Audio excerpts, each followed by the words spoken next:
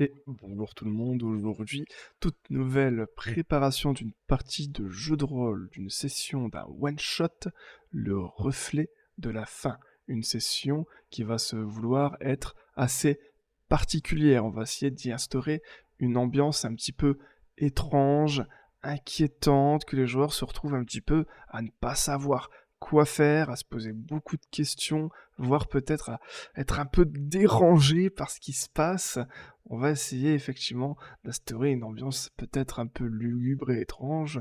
En tout cas, ici, la quête, ça va être que mes joueurs, qui eux sont des mercenaires, vont devoir aller à la rencontre d'un artefact inconnu qui aurait été aperçu, une sorte de grand miroir au beau milieu de la forêt, afin de déterminer quel est cet artefact, son utilité, et très certainement peut-être trouver une solution pour le détruire, à moins que les joueurs, au final, décident de ne pas respecter les ordres donnés par la guilde, et peut-être d'exploiter le miroir s'ils le peuvent. En tout cas, on va voir tout ça. Peut-être que les joueurs auront plusieurs possibilités de choix par rapport à l'utilisation d'un tel artefact.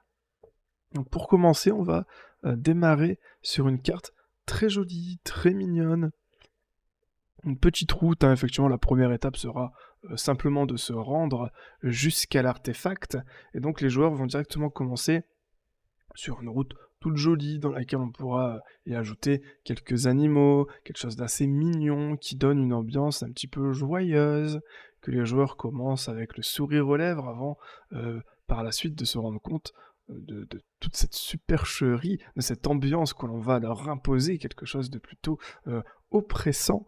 Et donc les joueurs vont progresser un petit peu dans la joie et la bonne humeur, puis vont finalement se retrouver ici sur une sorte de carte avec une délimitation, hein, entre le bonheur et le malheur qui va arriver à nos joueurs.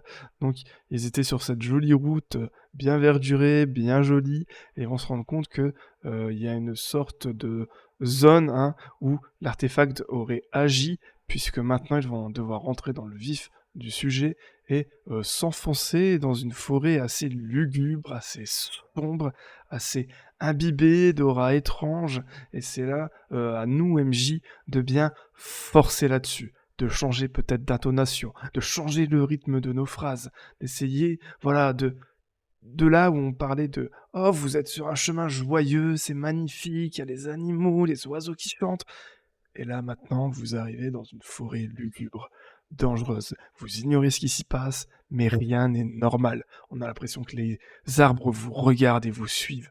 On peut, voilà, d'un coup rendre la chose beaucoup plus oppressante, inquiétante et étrange pour nos joueurs.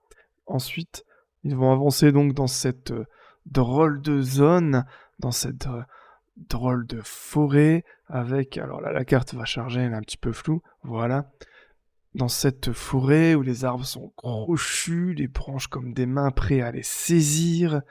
En tout cas, on arrive dans une zone qui doit représenter un danger. On peut même maintenant utiliser les animaux, les tout mignons là, animaux qu'on aurait mis dans les cartes précédentes, animaux ou même monstres, pourquoi pas des monstres un peu pacifiques, un peu jolis. Ici, on aurait leur version corrompue. Ils vont revoir peut-être les petits oiseaux qui chantent avec qui ils auraient peut-être chanté si on a un bar dans le groupe, je ne sais pas, mais en tout cas ici, ça va devenir des sortes d'animaux corrompus qui vont directement venir les attaquer. On va avoir un premier combat où les joueurs vont essayer de se défendre face à ces animaux qui sont corrompus. Ils vont pouvoir déjà se poser quelques questions, se demander qu'est-ce que ça fout là, ce truc, voir que les animaux sont peut-être même un petit peu différents physiquement de leur forme d'origine, pourquoi pas, pour marquer leur différence. Et de même, peut-être que lorsqu'il y aurait un prêtre dans le groupe, il pourrait essayer de soigner les créatures, de soigner les animaux, d'essayer de leur redonner un état normal, et il se rendrait compte d'une chose, c'est que c'est impossible. Pourquoi? Parce que ces animaux qu'on a appelés corrompus, au final, ne le sont pas vraiment. Non, ces animaux violents, étranges, agressifs, à l'apparence peut-être décharnés, imbibés d'une aura maléfique, étrange, oppressante, et ben tout ça, c'est ce que sont ces animaux et ce n'est pas une corruption de la forêt comme là elle l'est aux alentours. Et c'est là que les joueurs vont devoir commencer à se poser des questions parce que la forêt, elle n'a pas changé comme ça du jour au lendemain, elle a été bien corrompue. Ils vont devoir peut-être chercher des choses parce qu'au final, ils vont apprendre très rapidement que même la forêt n'est pas corrompue. Et si un des joueurs est déjà passé dans cette forêt, il pourra pourtant affirmer qu'elle était aussi belle et verdoyante qu'il l'avait aperçue auparavant. Puis, bah, depuis cette genre de délimitation qu'on a aperçue, effectivement, la forêt, elle, sans être corrompue, aborde des aspects vraiment inquiétants. Donc, comment ça se fait que cette forêt est devenue comme ça? Ils vont rapidement le découvrir en trouvant ce portail. Un portail immense, magique. Et oui, je dis un portail parce que c'est un miroir et pourtant c'est aussi un portail. Les joueurs vont pouvoir voir leur reflet pardon, en travers lui, un peu brumeux, un peu étrange. Ce miroir va les amener à comprendre ou à peut-être essayer de réfléchir à propos de quelque chose. C'est que les personnes derrière le reflet du miroir, ce sont eux, mais pas tout à fait. Ce sont eux avec cette sorte d'apparence décharnie que nous avons repérée sur les bêtes auparavant. Ce sont eux, mais pas tout à fait les mêmes. Et c'est eux de cette autre chose de derrière le miroir ne souhaitent qu'une chose, c'est sortir de ce portail, de cette prison, de ce miroir. On va les voir inquiets, le visage apeuré, les larmes qui coulent, ensanglantées. Le but, c'est de refléter aux joueurs une version d'eux-mêmes qui est bien pire, bien plus étrange, bien plus sombre. Et l'objectif, ce soit que les joueurs s'approchent du miroir et essayent de communiquer avec leur double qui va leur indiquer qu'ils ont besoin d'aide d'urgence, qu'il faut qu'ils aident à sortir de ce portail. Rien de plus simple. Collons nos mains à main, en travers le portail. Et connectons-nous d'une connexion profonde. Ils pourront peut-être sortir de cette prison de miroir. Et si les joueurs acceptent, ce qui va être intéressant, c'est que ils vont pouvoir changer de rôle. Le portail s'activerait. Leur double, disons maléfique, va arriver dans ce monde et eux, les personnages originaux, nos joueurs, vont passer de l'autre côté du portail et découvrir ce qu'il s'y passe. Et c'est avec effroi qu'ils vont repérer un nouveau monde. On va, voilà, une terre de transition avec le portail au centre. Euh, ils vont passer de leur monde encore un peu joli, bien qu'en se rapprochant du portail ce ne soit plus trop le cas, à cet étrange monde où tout est dévasté. Se rendre compte qu'ils sont dans la forêt, reconnaître certains points d'intérêt, et pourtant dans ce monde, tout n'est que mort et désolation. Les joueurs vont se rendre compte qu'ils ont été pris au piège, car impossible de retourner en arrière, et ils vont donc devoir s'aventurer dans ce monde dangereux, essayer de trouver une solution pour ressortir du portail.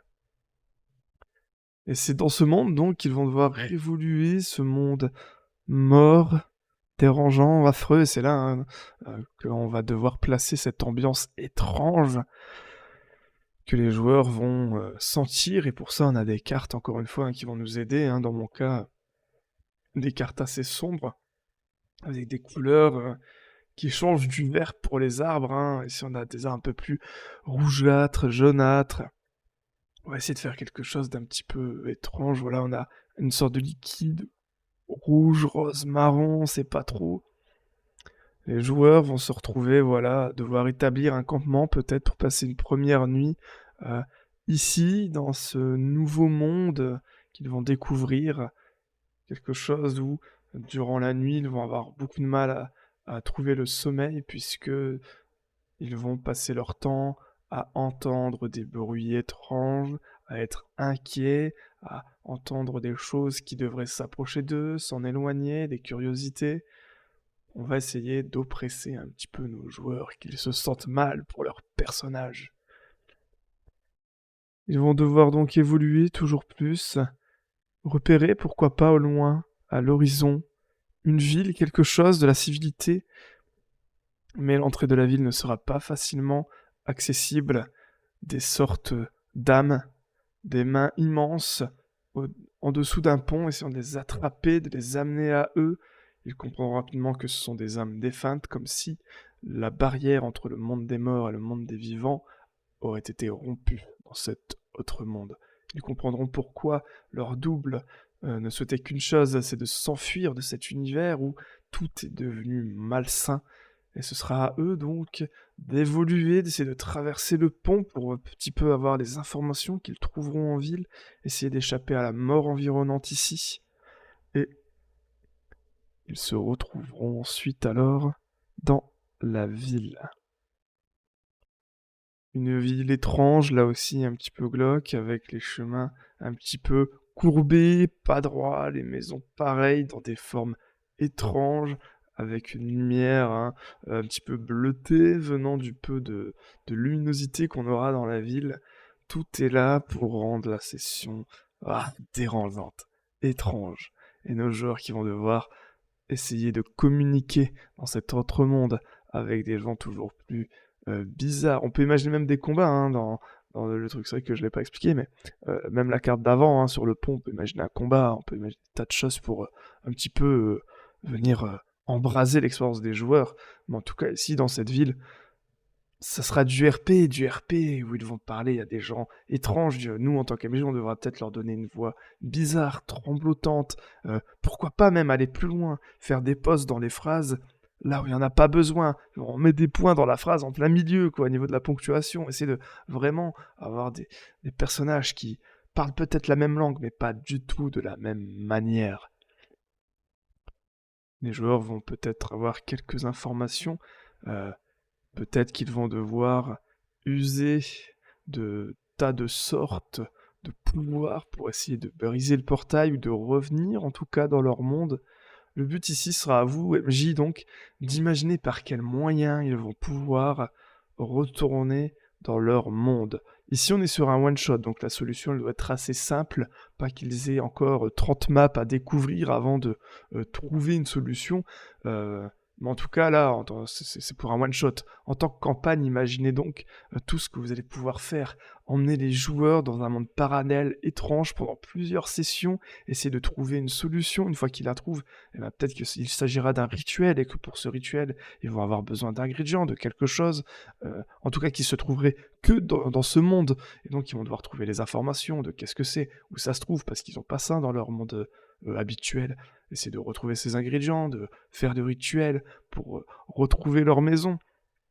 Donc on pourrait très bien faire une campagne de cette session. Moi, ce sera un one-shot. Donc ils vont rapidement trouver solution à leurs problèmes et pouvoir donc revenir dans leur monde.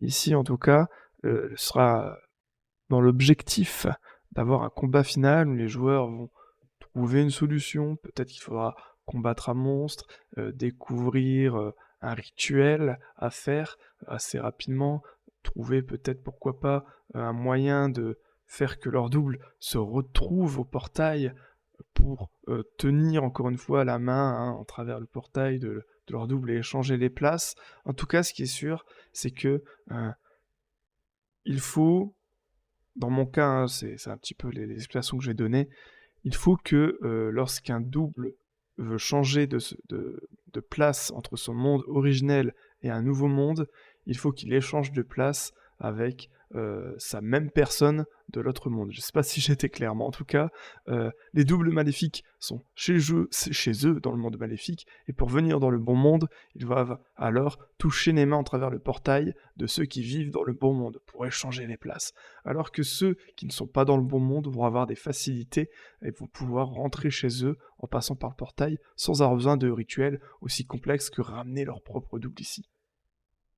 En tout cas, en sortant du portail, nos joueurs vont se retrouver à un moment à devoir rechercher leur double et à devoir les combattre. Le but ici, c'est d'avoir un combat un peu dantesque où ils vont peut-être retrouver leur double maléfique et devoir se battre contre eux-mêmes, les vaincre pour les bannir afin qu'ils se retournent dans leur monde. On pourrait peut-être même avoir un dialogue où leurs doubles vont les supplier de pas en arriver là, peut-être même pour un moment les trahir à nouveau dans le dos, en partant du principe qu'effectivement il n'est pas possible d'avoir 2 fois la même personne dans le même monde. Alors après effectivement, là on est sur du one shot donc on va éviter de s'étaler sur trop d'explications parce que évidemment, hein, quand on fait des sessions avec plusieurs, verses, forcément, il y a des lois de physique du monde, de machin qu'on peut, expliquer ou se poser, hein, comme question et ça devient rapidement compliqué. Ici, moi, la règle sera simple, hein, heu il faut se toucher les mains, la personne originelle et le double pour changer de place au niveau des mondes et une fois que l'on est dans le mauvais monde, celui qui ne nous appartient pas de base, alors il suffira peut-être d'un rituel un peu plus simple pour rentrer chez soi et là d'ailleurs j'ai un peu mieux expliqué et peut-être donc devoir vaincre ces doubles pour pouvoir vivre pérennement puisque il en va de la loi de la nature, qu'il n'y a qu'une place pour la même personne dans le même monde. En espérant donc que cette session vous donnera envie, moi je la trouve tout particulièrement intéressante, autant dans l'ambiance qu'on y met, parce que mettre une ambiance un peu étrange et dérangeante, on le fait pas très souvent en tant qu'MJ, que par le contexte même, le fait que les joueurs vont se retrouver emprisonnés dans leur monde, mais dans une sorte d'époque différente, de futur alternatif, où ils vont découvrir leur monde habituel complètement dévasté, avant de revenir enfin chez eux et devoir se vaincre eux-mêmes, leur double, qui vont peut-être avoir les mêmes compétences que nos joueurs, un peu modifiées, ça peut être intéressant en tant qu'MJ de leur montrer une autre version d'eux-mêmes, peut-être que d'autres, peut-être même que, pardon, que vos joueurs seraient fort intéressés à découvrir ce qu'ils pourraient devenir par la suite, quelle évolution leur est possible et donnée à un moment de l'aventure. En tout cas, tout ça rend, je trouve, la session extrêmement intéressante et j'espère qu'elle vous aura donné envie, qu'elle vous plaise.